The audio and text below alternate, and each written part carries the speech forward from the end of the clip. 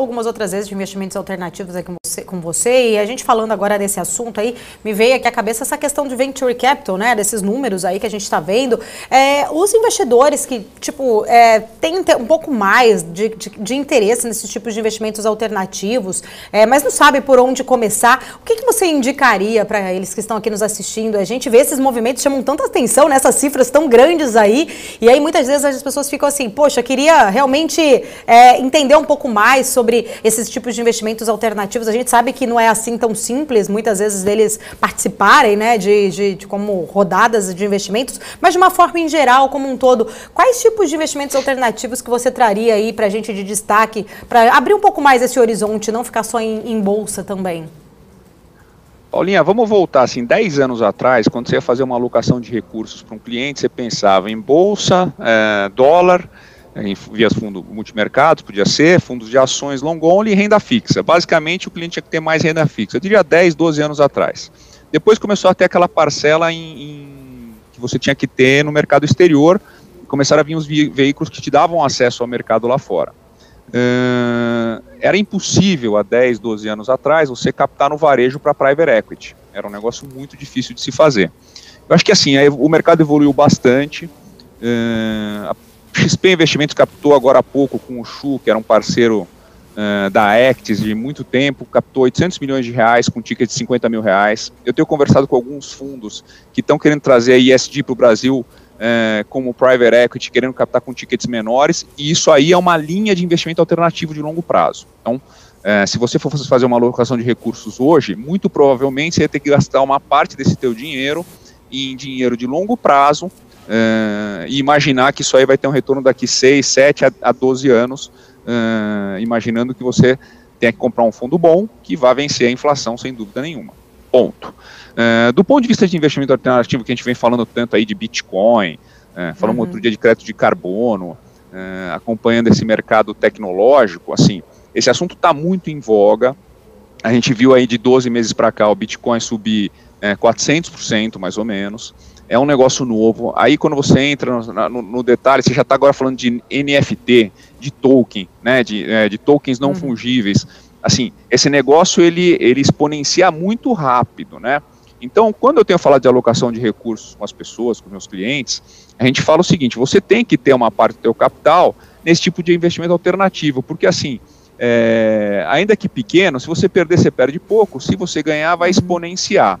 E como a gente fala ainda mesmo com essa subida de juros aí de 0,75, mesmo que vai subir de juros e com a inflação que a gente está vivendo, o nosso juro continua negativo, assim como o juro lá fora continua negativo. Tem uma perspectiva de inflação americana? Tem, mas o Banco Central lá vai continuar emitindo dinheiro, né? O Biden está falando de mais eventos de liquidez, está falando agora de colocar 3 bi de dólar novamente em infraestrutura antes de saúde, por exemplo. Então, assim, vai continuar nesse curto, médio prazo, me parece, uma liquidez internacional muito forte, muito grande.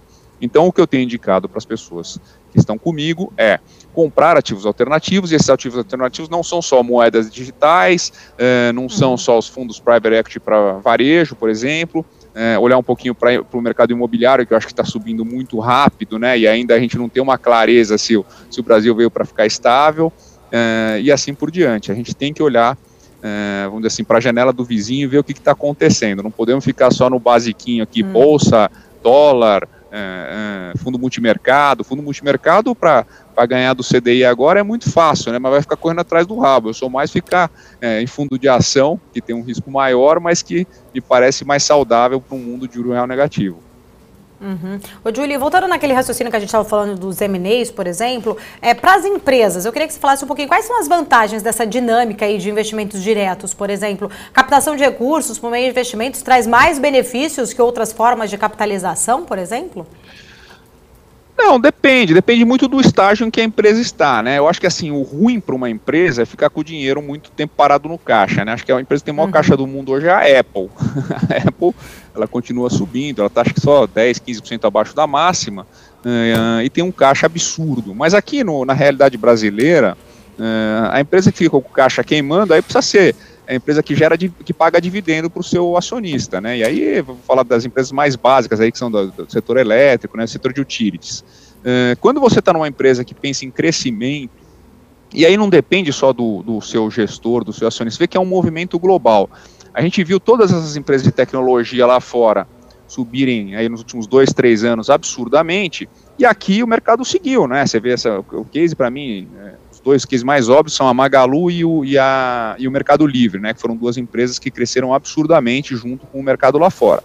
Na hora que o mercado lá fora deu uma trocada aí nesse início de ano entre essas empresas de tech para empresas de valor, empresas de commodities, né, que subiram mais forte, estão todas no high, nas suas máximas históricas, o mercado lá fora caiu 20%, 30%, né, o Nasdaq acho que está perto de 6 a 10% abaixo da máxima, você viu aí uma Amazon caindo 15%, o Apple caindo 16%, estava até vendo isso aqui de manhã, PayPal caindo 20%, uma Zoom caindo 45%, e esse movimento de tech, ele influencia o mercado no mundo inteiro. E aqui no Brasil a gente está vendo aqui já uma queda bem forte aí de papéis Magalu, Via Varejo, Betou, né, Lame caiu de 36 para 22, é coisa pra caramba, é 40%.